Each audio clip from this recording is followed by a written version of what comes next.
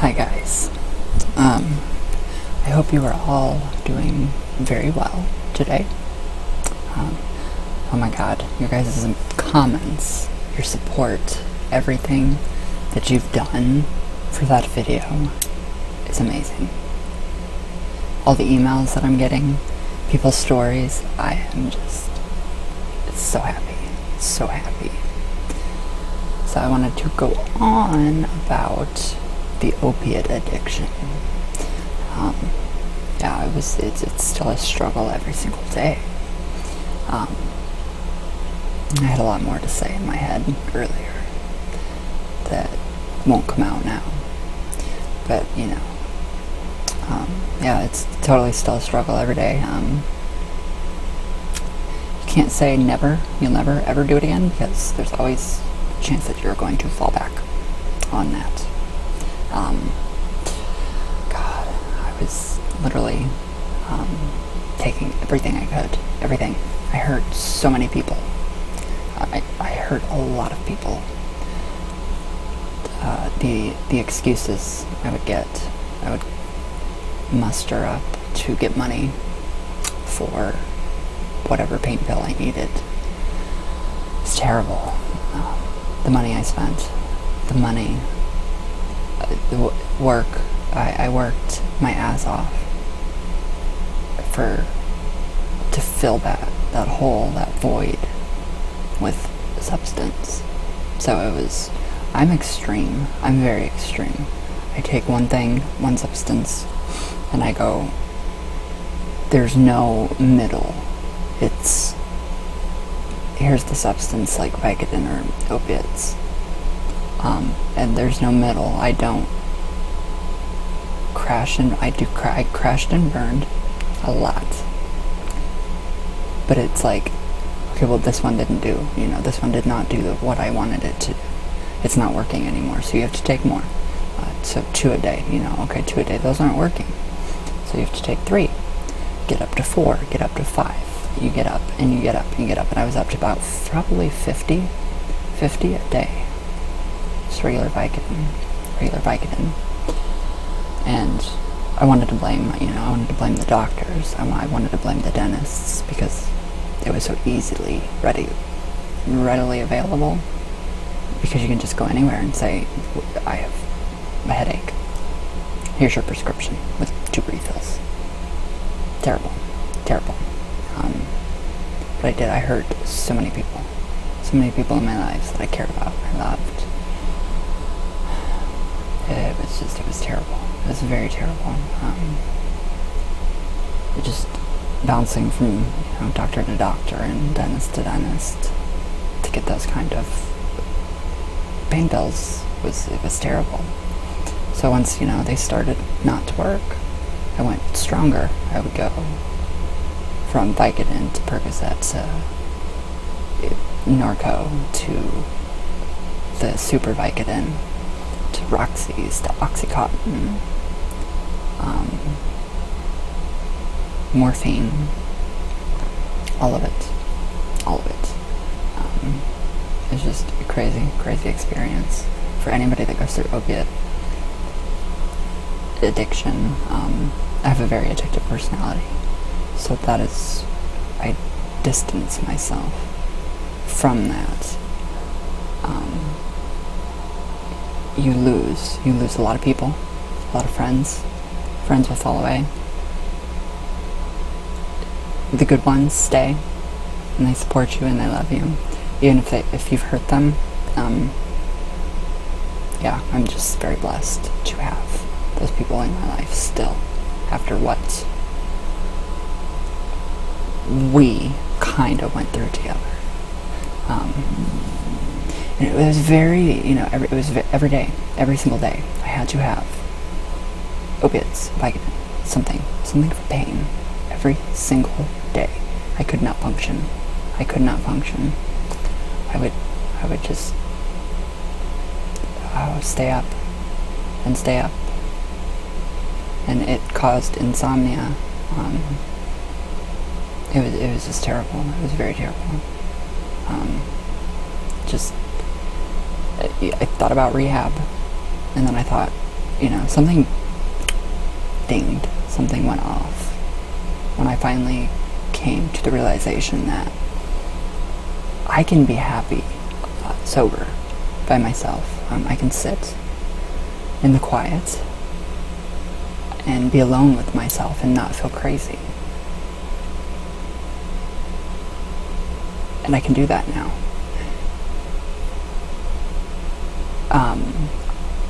I won't lie, there are times that I will, I do have fibromyalgia, so there are times, I won't lie, I don't lie, that I have taken, a half of something, and I reap what I sow.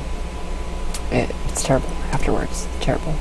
It doesn't even feel good anymore. It feels dirty, feels gross. Okay, I'm lying. It feels really good. It feels really good. Just for that period. But because it's been so long, just for that period of time that it's in my system, you just feel very well. You feel very good, euphoric. But there's so many other ways now that I've learned to cope with that. God, I think every single job I've ever had, yeah, I was using a La Santísima Muerte to help me come through with my pain pills. I was spending so much money a week. God, like $300 to $400 a week on just pills. Stupid. So a lot of money went down the drain for those, and it's not worth it. It's not worth it in the end. I don't know. It doesn't run in my family. Alcoholism does. Addiction does. So I can say though that I've been completely 100% sober from opiates for 2 months, 2 years. Well, in those 2 years, there's been times, because I do have a bad tooth, that I've taken half of something.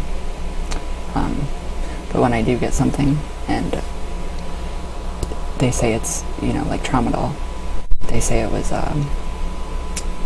not an opiate-like. No, they've moved it up. I was on those forever. They made you feel so good, amazing. The more you took, the better you felt. And it's just a continuous cycle of, it's like everything just went together, it mixed together. My days, my months, my years were mixed together, completely mixed up and completely just mashed up into just one big experience, pill experience. And it's hard. You can't go to the doctor. It's very hard to go to the doctor, and when you're coming down and you're coming off of those pills, you have all these emotions that are just running out of you, and you're sad and you're crying and you're laying in bed and you think you're dying because you don't have that.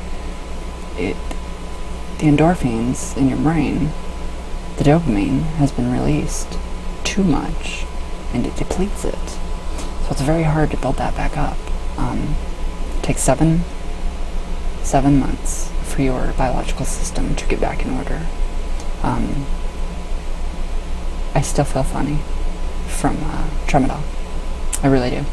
I think that it had somewhat strange effect on me that I will never be the same again, ever. That's how I think tramadol is worse than Vicodin, Percocet, morphine, all of it. I truly believe that. Just the people that I hurt, knowing that I hurt them.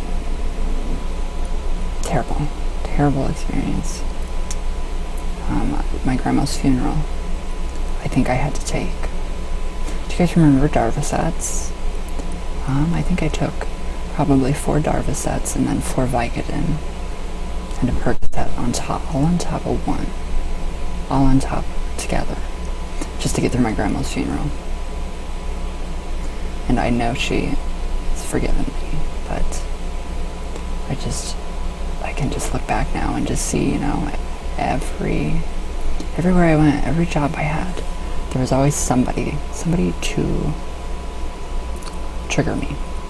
Somebody that would be like, well, this person takes this, and you take that, so do you want to trade? Of course. It's terrible. It is very terrible. It just, the stuff that you do. I called my doctors, my dentists, and bitched them out, and publicly humiliated them because they wouldn't prescribe me any more pain medicine for my teeth, for anything. And I really did hurt a lot of people. I really hurt so many people in my family, friends. It was just they got the best of me. But I won't blame that on anybody but myself. There's no outside source. I was the one that took them. I was the one that wanted them. And now, you can't get them that easily, and it's so much better. It is so much better. I am so impressed with how hard it is to actually get pain medicine. I think it's great. Then there's times I wish I would have never done that.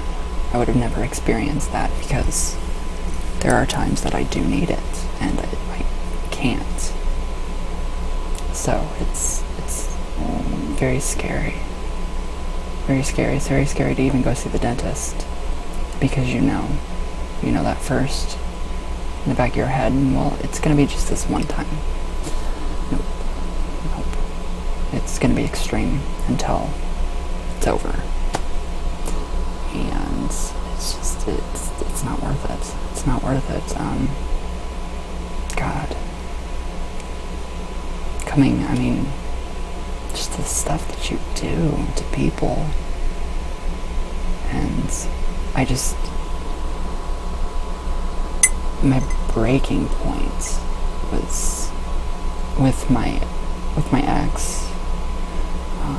The love story, the love spell gone wrong, that story. That was my breaking point. I finally moved back home. And I was bawling and crying, and I finally told my mom and my dad, I have a problem. I need help. Help me, please. Please, just help me. And that, it worked. It worked. I asked for help, and it worked. I'm not gonna lie. I miss them. I miss them every day. But it gets easier. It gets a lot easier. So it's not bad. It's better. It feels better to wake up and not want, and not be like, okay, where am I going to get my pain pills today? It's an amazing feeling to come so far from that, all of that. And that was a good portion of my life. I spent a giant portion of my life being so mean, totally different person than what I am now, not being true to me. And then once the pain pills, that went away, that fad, became Adderall. That was good. That was a good thing. I could stay up. I could stay up all night. I could get all my work done. I could work. I could do amazing things. For some odd reason, that specific drug, I don't know what is in it. It's almost as if it opened me up even more to the spiritual realms, and not the good ones. not the good ones. I would take them, and I would stay up all night. And I would read for people. The readings were incredible. Everything was incredible. Now, no. There's no way in hell I would ever take another one again. If I take them now, I fall asleep. I don't know how that works, why that works that way. Coffee calms me down. That's why I'm always drinking coffee. Which is why I'm always so calm. It's because of my coffee. Pain pills perk me up. Just to no end. It's just too much hyperness. Even over the counter, sinus allergy medicine, like Benadryl, PM, hyper.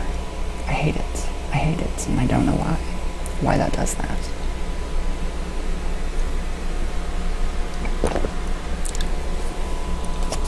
But it was a good portion of my life, a very good portion.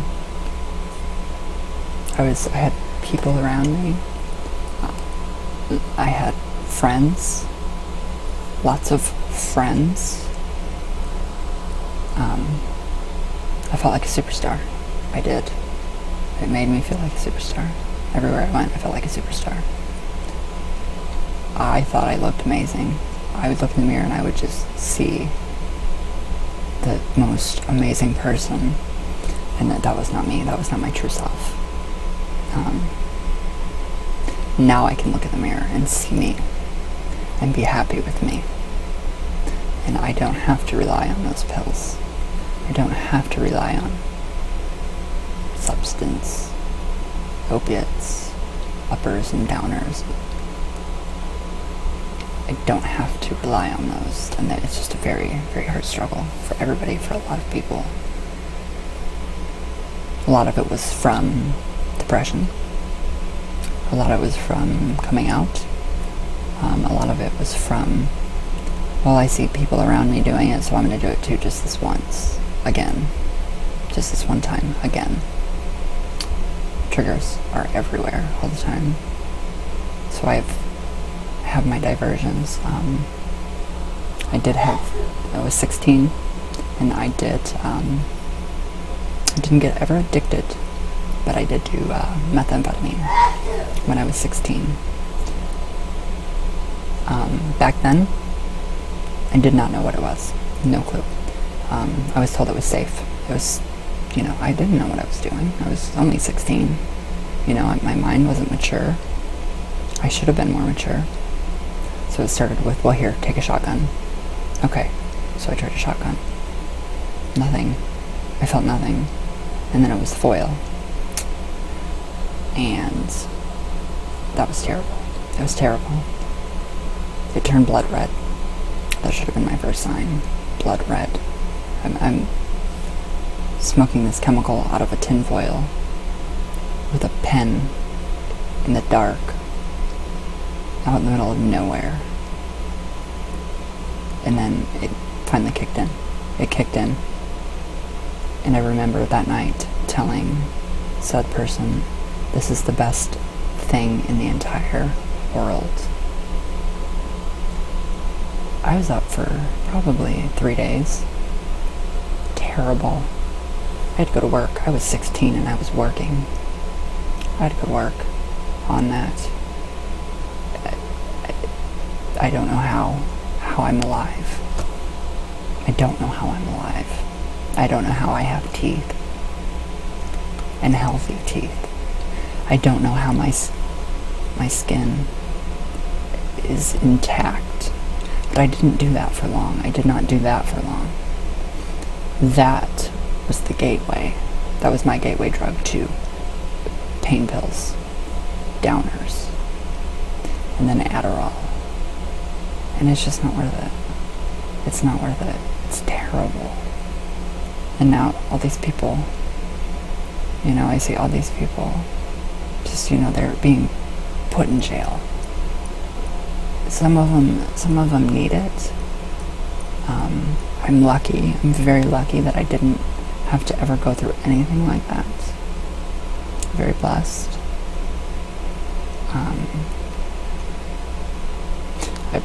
When I Googled it, I Googled it, what was in it. That was my, so Google, since I do work for you, thank you. You guys, I was not working for you guys when I was 16. You guys, just because of Google, go to Google, type in what's in it. That was my point where I said nope. No. I don't even know. I don't even remember what was in it, but that was my point where I said no. No more. Freaked out, told my parents. Very accepting, very loving, very caring. So I did. I got quite a bit of help. I got quite a bit of help and support from family, from friends. I did go to counseling. I had some counseling done. Talked to my doctor. Got set up on a regular antidepressant regimen, along with my, I do take Prestique, which is an amazing antidepressant, and it is also an ADHD drug, and bipolar, and manic depressive.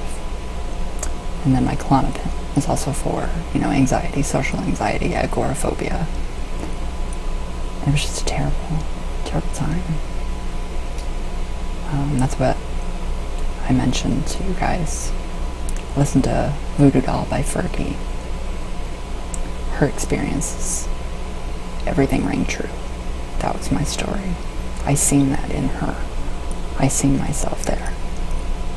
I seen myself in a lot of people. So that is where I was coming into the, I'm gonna die when I'm 27. No.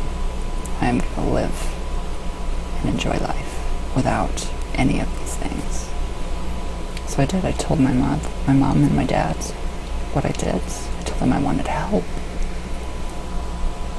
Lo and behold, help. Help is available. Just ask. It's taken me a long time to build up, the courage to ask for help. And of course, me and my mom could joke about it. Of course, I would love to, take a half of Vicodin just to feel good. But I can't. I know I wouldn't stop. It would be an ongoing thing, and it would never stop. I think in some of my older videos, you guys can tell a big change from my older videos to now, which is incredible.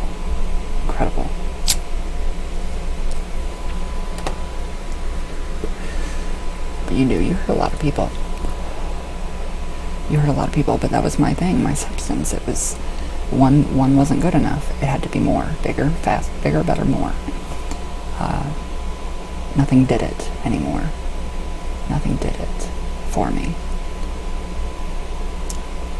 So that's when everything I hit rock bottom. I was drinking 2 bottles of wine or champagne a night on top of whatever pills, whatever I was doing. A lot of who I am now, creativity, my look, my image, is a result of that. I don't know how it's a result of that, but it's a result of that. It was a learning experience. So I wouldn't take back the entire experience or situation or choices. But there are some things that I would have done differently, maybe. Just to, I wouldn't, I would go back and I would kind of change, maybe going on public social media and blasting my dentist, being completely out of it. I didn't think I looked high. I didn't see it. Everybody else saw it. Everybody saw it. You don't look high. To myself, I didn't look high. You do. It's not glamorous. It's not pretty. You don't look good. You look high. And you look gross. And I did. I looked gross. I looked very, very high all the time. My eyes were floating all the time. And no, I did not wear contacts today. I just didn't feel like putting them. But just the experiences with the substances are scary. And I just hope, I see so many people going to jail. Jail does do good for some people. For some. But why can't they get treatment and help and detox? I don't understand that. I mean, cold turkey, that's terrible. If I stop my Klonopin, cold turkey, or my antidepressants, cold turkey, I can die. You can die from cold turkey. Say I quit smoking cigarettes today, I could die in 2 months from lung cancer. Which is very, very crazy. And I'm just very glad to be alive. I don't know how.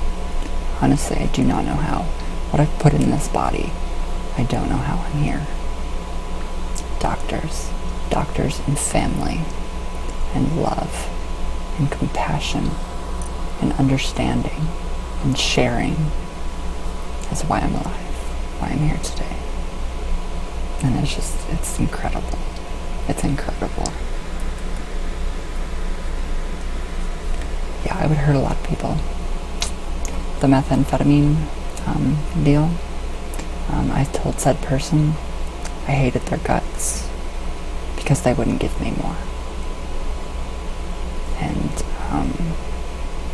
I take that back. That wasn't me.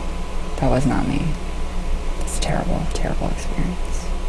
The hallucinations are scary. You are literally delving into, when you do that kind of drug, you're delving into, I really think you are delving into different hellacious dimensions. Because nothing good came from that. Nothing good came from that. And it was terrible. But from that, it's been 15 years.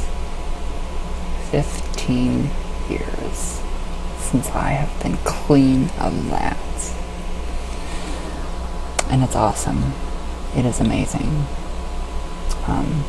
Cocaine, yes, that never did nothing for me.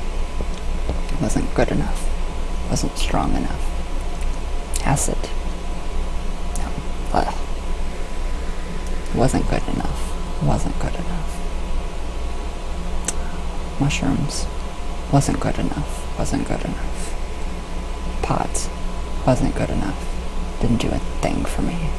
Made me paranoid and hungry. I can remember being on that methamphetamine on top of Adderall and just in the shower praying that I would just die. I prayed and prayed for my death every night. I would scream in my head, God, please just take my life tonight. And I would wake up every morning. Luckily.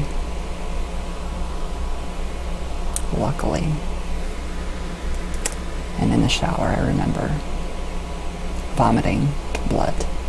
Pure blood. I mean chunks of blood. Just pouring out of my mouth. All from that one time. All from that one time.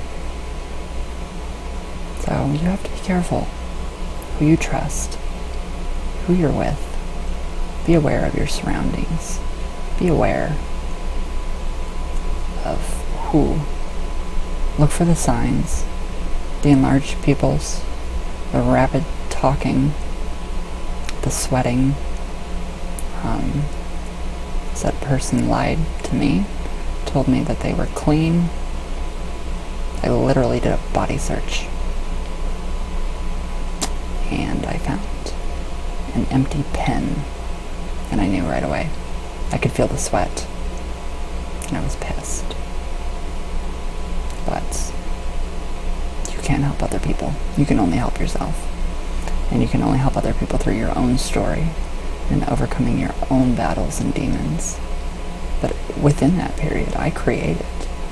A lot of my very good artwork came from those experiences. A lot of my artwork, a lot of my dark poetry. I have a blog somewhere that is just filled with the darkest poetry, the darkest thoughts. It was like letters to the devil. They were so dark.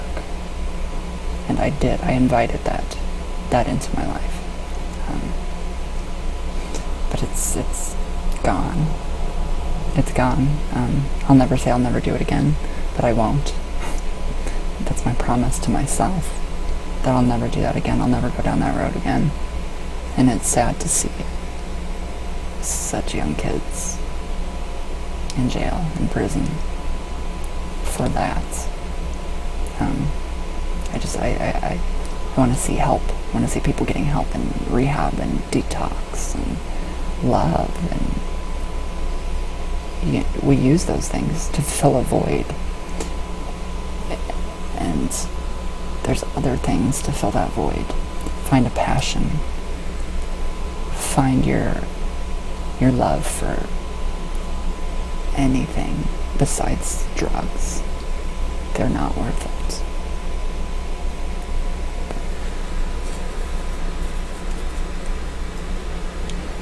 But yeah, that was very, very scary period.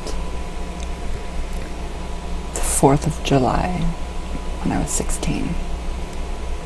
So the 4th of July is always a very bad trigger, memory. Not a trigger, a memory for me. But once I've forgiven. They didn't make me. They didn't make me do it. I made myself do it. I chose to do it. We choose. So I can't say the devil made me do it. Only I did use that excuse one time. The devil made me do it. Didn't work.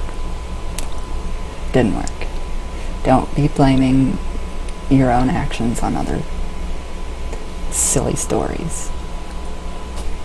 So I owned up to it. And I'm still surprised that I'm alive. Very surprised. But I was down to my arms. I was sick. I was gonna die. I would die if I wouldn't have stopped. If I wouldn't have told my parents what I did, I would be dead. Or my doctor. And it's amazing. It really is. It's amazing.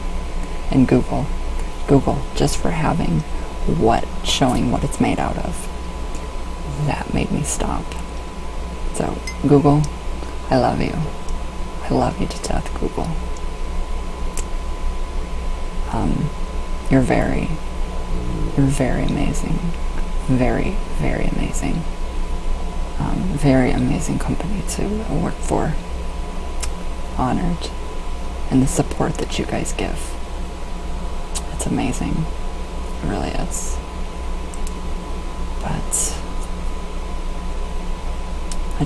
the money that was spent. Complete waste. And it's so hard to start over. It's very hard to start over. Because you screw your whole life up. And then you can get back to the healing process.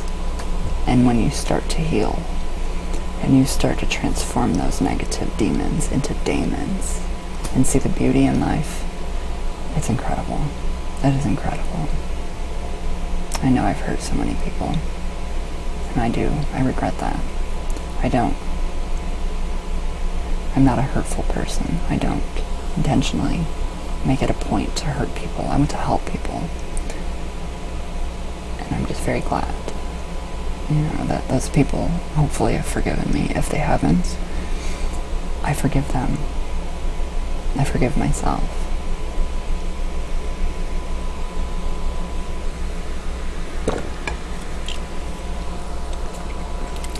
and just everything that comes from it.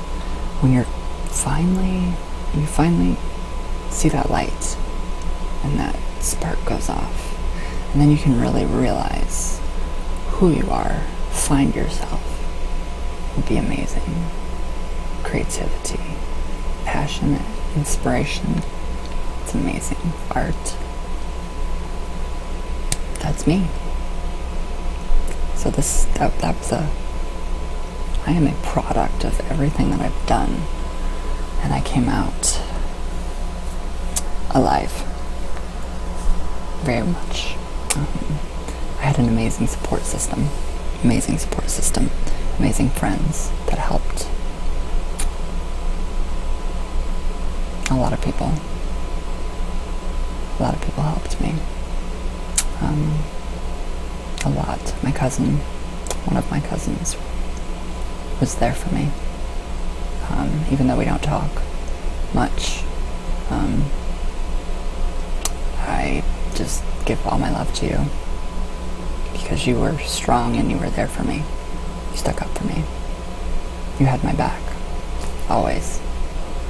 Even though you broke every toy that I had when I was little, I still love you. And I just think that's what the world needs. Compassion, love, and help, and healing. And just more people telling their story to inspire more people to bring out the best in themselves. I know it's fun. I know it can be fun. I don't blame you for doing what you do.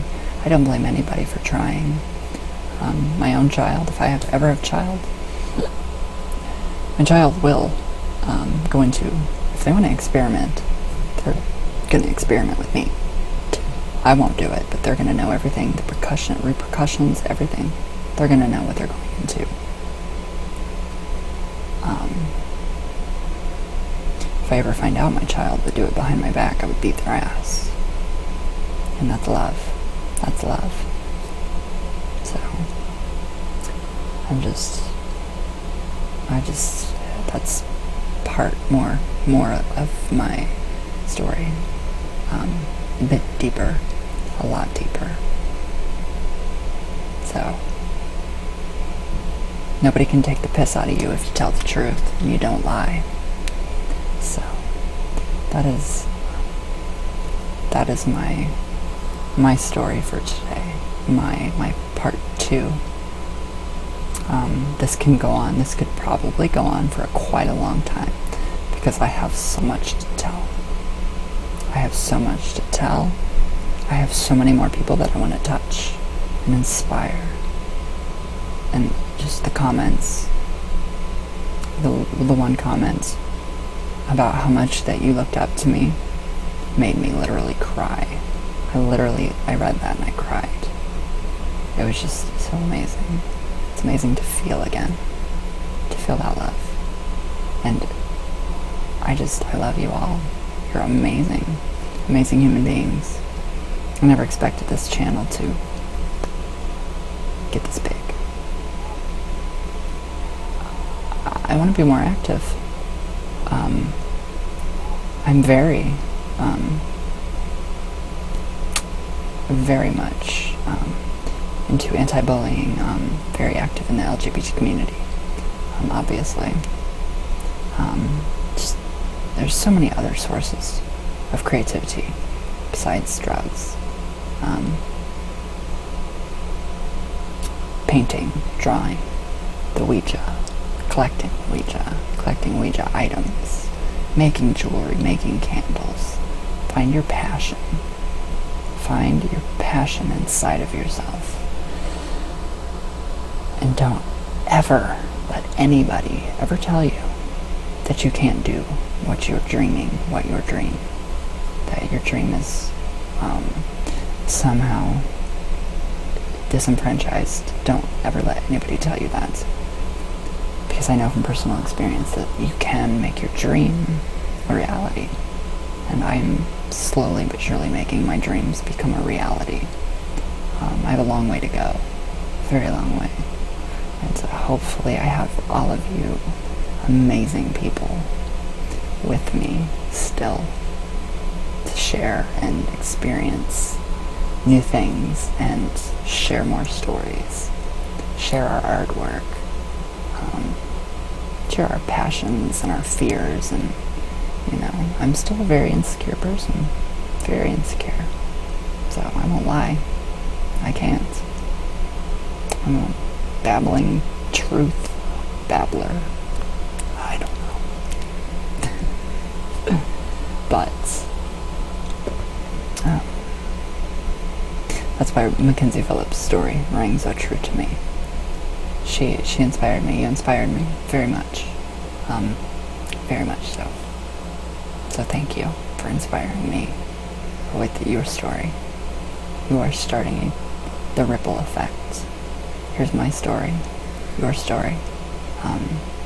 Hopefully after this video is uploaded, your stories will come. Your stories will pop out.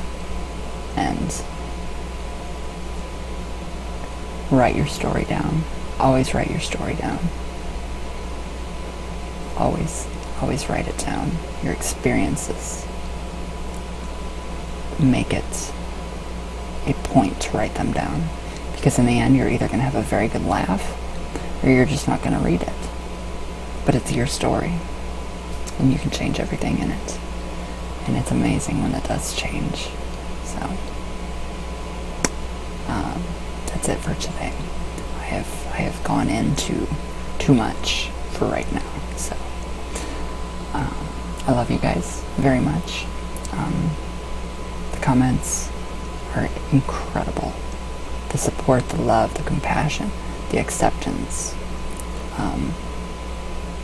We can all agree on equality. And it's just so amazing. I just love you guys so much. And with that, I'm going to say goodbye. And I love you all with all my heart. If you ever need anybody, always remember that I am always here for all of you. I will try my hardest to help anybody that is in need of anything. So, don't be a stranger. Always reach out. There's always somebody there. Promise. And I know that's very cliche, but it's true.